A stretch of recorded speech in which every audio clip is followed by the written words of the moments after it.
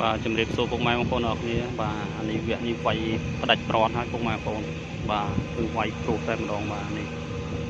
ដាក់អូអឹមទៀតហើយពុកម៉ែបងប្អូនអរគ្នាបាទឥឡូវនេះដោយសារវាយផ្អាប់យូរកន្លះខែបាទឥឡូវជ្រាំងអលួយបាទជ្រាំងអលួយអស់ពុកម៉ែបងប្អូនអរគ្នាបាទស្អាតតែម្ដងដីបាទមើលទៅមានជីជាតិហើយបាទសង្ឃឹមថាវគ្គនេះប្រើជីតិចបាទសូវចុះជីពុកម៉ែបងប្អូនអរគ្នាដោយសារច្រាងវាលួយជាមួយស្បើងពូកន្លះខែហើយបាទเราត្រាក់ពងវាយនេះ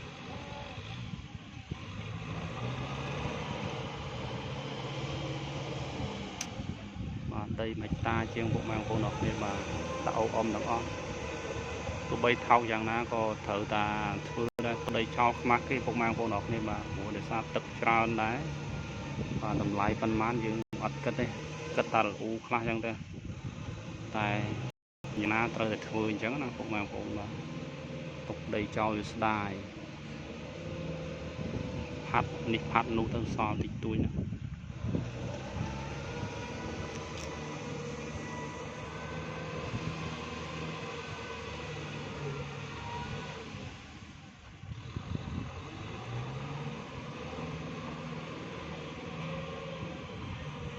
ពុកបងប្អូនមើល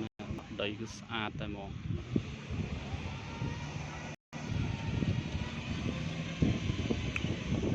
បាទមើលទៅរៀងក្រហមទៅជ្រូតម្សិលមិញពុកម៉ែបងប្អូនអរគ្នាបាទគឺអូអមដូចគ្នាប៉ុន្តែនេះវាយកន្លះខែចោលហើយឥឡូវនេះវាអលួយល្អពុកម៉ែបងប្អូនអើយបាទបើយើងចង់ផ្អាប់បាទផ្អាប់អញ្ចឹងបាទច្រាំងហើយនឹងស្បើងវាលួយចូលគ្នាទៅវាយស្អាតដីខ្មៅមានជីជាតិអញ្ចឹងណាបាទអញ្ចឹងពុកម៉ែបងប្អូនគាត់មានស្រែដែលមិនខ្វល់ទឹកគឺថាទឹកយើងថើនទឹកសបោនេះចិត្តហ្នឹងអីអញ្ចឹងណាពុកម៉ែបងប្អូនមកវាយផ្អាប់កន្លះខែទៅច្រាំងហើយនឹងស្បើងអលួយទៅយើងវាយសម្រាប់ចុងក្រោយពោតហ្នឹងគឺ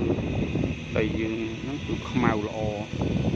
ហើយរស់ទៅស្អាតទៀតពុកម៉ែបងប្អូនបាទយើងស្រួលធ្វើកន្លងធ្វើទឹកហូរអញ្ចឹងណាពុកម៉ែបងប្អូនអរគ្នាបាទអីយើងកាលណាដែលប្រហូរវាអត់ដាច់ទឹកហូរអស់ក៏ស្រូវកន្លែងខ្លះវាលួយវាអត់ល្អអញ្ចឹងបាទពុកម៉ែបងប្អូនមកប្រាក់ពងងូនេះបាទមើលទៅស្អាតបងប្អូនអរគ្នាបាទដី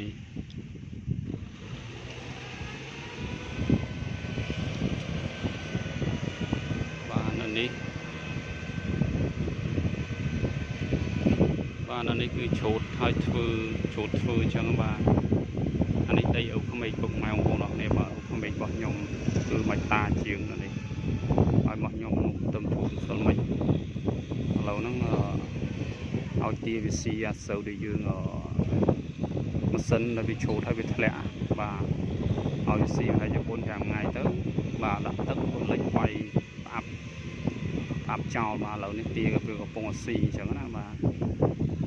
នៅនេះវាម្យ៉ាងដែរមានទាស៊ីដូចថាសូវយើងវារស់ស៊ីអាសូវដែលវាធ្លាក់អីអញ្ចឹងណាបើសិនតែយើងចង់ដូរពូជបានវាស៊ីខ្លាំងអញ្ចឹងទៅក៏យើងអត់សូវបារម្ភប៉ុន្មានដែរតើតើពូជមិនល្អអញ្ចឹងណាបាទយើងចង់ដូរពូជណាសុទ្ធពូជណាល្អអញ្ចឹងមានទាវាស៊ីដល់4-5ថ្ងៃវាមិនស៊ីអស់ប៉ុន្តែគាត់ថាវាអស់ច្រើនបាទ70%ដែរ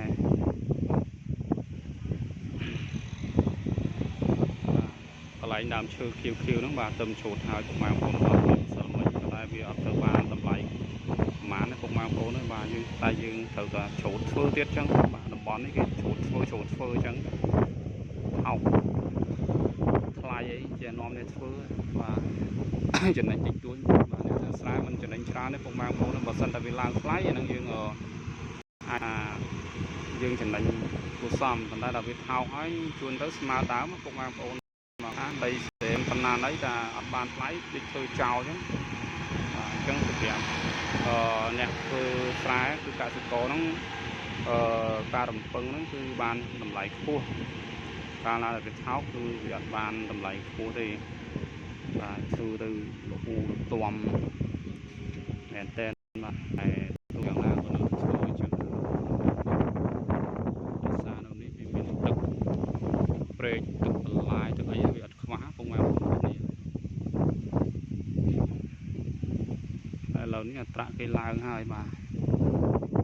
ឡើងហើយដីនេះមិនតាន់នេះស្អែកនៅវាយគោយន្តម្ដងទៀតព្រោះធ្វើអួរឲ្យវាស្អាតអញ្ចឹងណាបាទធ្វើអួរឲ្យស្អាតស្រួលរហូតទឹកបើសិនអត់ត្រាក់វាយវាអួរវាអត់សូវស្អាតទេបងប្អូនអរគ្នាបាទអញ្ចឹងឡើងត្រាក់ឡើងហើយត្រាក់ឡើងហើយត្រាក់ឡើងហ្នឹងគឺទៅកន្លែងផ្សេងទៀតអញ្ចឹងណាបងប្អូនអរគ្នាដោយសារនៅនេះផ្សេងច្រើនហើយឆូតវាយឆូតធ្វើអញ្ចឹងពុកម៉ែបងប្អូនអរគ្នាបាទហ្នឹងហើយតំបន់ពុកម៉ែបងប្អូនដែលគាត់ធ្វើប្រភេទ OM សូវខ្លីតើតម្លៃប្រហែលដែរបងប្អូនពុកម៉ែទាំងអស់គ្នាបាទនៅស្រុកខ្ញុំនេះវាបាន700ទេវាបានថ្លៃទេប៉ុន្តែក្នុង Facebook ឃើញថាបានតម្លៃ700ជាងប៉ុន្តែជាក់ស្ដែងឈ្មោះតាមស្រុកតាមភូមិវាតម្លៃវាអត់ដូចគ្នាពុកម៉ែបងប្អូនអរគ្នាបាទតម្លៃហ្នឹងតាមតំបន់បាទតំបន់ខ្ញុំបាន700ទេអញ្ចឹងណាបាទអញ្ចឹងសម្រាប់ស្រុកពុកម៉ែបងប្អូនបានតម្លៃប្រហែលដែរបាទជួយខមមិនប្រាប់ម្នាក់មួយផងពុកម៉ែបងប្អូនអរគ្នាបាទពួកអីស្រូវនេះគេទិញយកទៅខាងវៀតណាមទេវាអត់មានអីនៅយើងអញ្ចឹងណាពុកម៉ែបងប្អូនអរគ្នាបាទអត់មាននៅយើងទេបាទគឺគេទិញយកទៅអស់អញ្ចឹងណាបាទហ្នឹងហើយហូមសិនខ្លះគេហ៊ានថ្លៃប៉ុន្តែក៏គេអត់ទិញច្រើនដែរដោយសារទី1វាពិបាកហាលហើយនៅនេះមេយើងអញ្ចឹងវាហាលអត់កើតអញ្ចឹងណាពុកម៉ែបងប្អូនអរគ្នាបាទអញ្ចឹងគឺឆូតលក់ឆូតលក់អញ្ចឹងណាបាទបងប្អូននៅនេះក៏មានសម្លេងយន្តហោះដែរបាទដោយសារនៅចិត្តពលានយន្តហោះថ្មីហើយពេលវាឡើងមកឃើញច្បាស់កន្លែងបងប្អូនបាទហោះពីលើក្បាលអញ្ចឹងណាបាទហ្នឹងហើយបាទបងប្អូនមើលបាទស្រែក្រោយភូមិហ្នឹងបណ្ដាថាទឹកអត់ខ្វះវាយធ្វើបាទថោកថ្លៃយ៉ាងណាក៏នៅធ្វើដែរបាទតើសុខពុកម៉ែបងប្អូនស្បូរទឹកដូចសុខខ្ញុំទេបាទជួយខមមិនម្នាក់មួយមកបាទដោយសារនេះវាមានប្រព័ន្ធទឹកច្រើនវាអត់ខ្វះប៉ុន្តែធ្វើទៅស្រូវចំដល់ស្រូវថោកវាដឹងថាមកហេតុអីចឹងពុកម៉ែបងប្អូននេះថោកថ្លៃទៅមិនសុខគុំផ្សេងគ្នាយើងណាពុកម៉ែបងប្អូនអរគ្នាបាទនៅស្រុកខ្ញុំនេះវាមិនបានថ្លៃទេអញ្ចឹងណាបាទប្រភេទ OM ចង្អាក៏តម្លៃគេវាយអួរពុកម៉ែបងប្អូនអរគ្នាបាទតម្លៃវាយអួរអត់បានតម្លៃខ្ពស់ទេធ្លាប់តែ1000ជាងឥឡូវបាន700 600ជាងអញ្ចឹងណាបាទហើយជីប្រេងសាំងហ្នឹងគឺវាថ្លៃដដែលតែសម្រាប់ទិន្នផលស្រូវអង្គដែលយើងប្រមូលបានលក់គឺថោកអញ្ចឹងវាអត់សមប្រមាថគ្នាបងប្អូនអរគ្នាបាទអញ្ចឹងកសិករយើងដូចធ្វើស្រូវឲ្យគេអញ្ចឹងណាបាទមានតែចឹងដូចធ្វើឲ្យគេណាបើបានតម្លៃកម្រៃខ្ពស់ដូចវាអត់មានណាពុកម៉ែបងប្អូនអរគ្នាបាទវាអត់ដូចស្រុកគេកសិករគេមានស្រែធ្វើគេមានប៉ុន្តែស្រុកយើងអ្នកធ្វើស្រែមិនជាមានអីទេ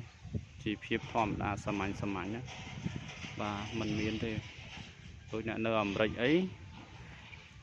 សិតតាសេដ្ឋីបាទប្រទេសជប៉ុនប្រទេសកូរ៉េអីអ្នកធ្វើស្រែសិនតែមានហើយបាទនៅខ្មែរយើងធ្វើស្រែ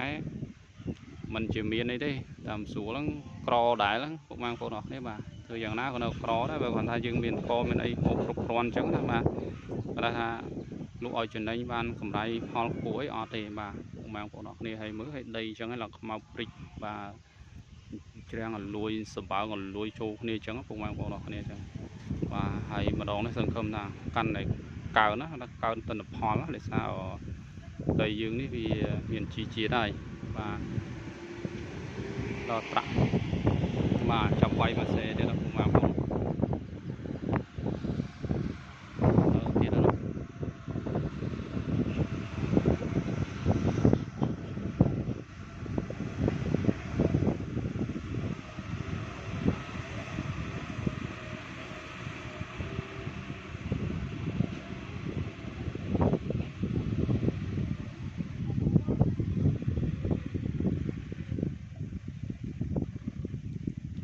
ច្រើនពុកម៉ែបងប្អូនអរគ្នាជម្រាបលាបាទ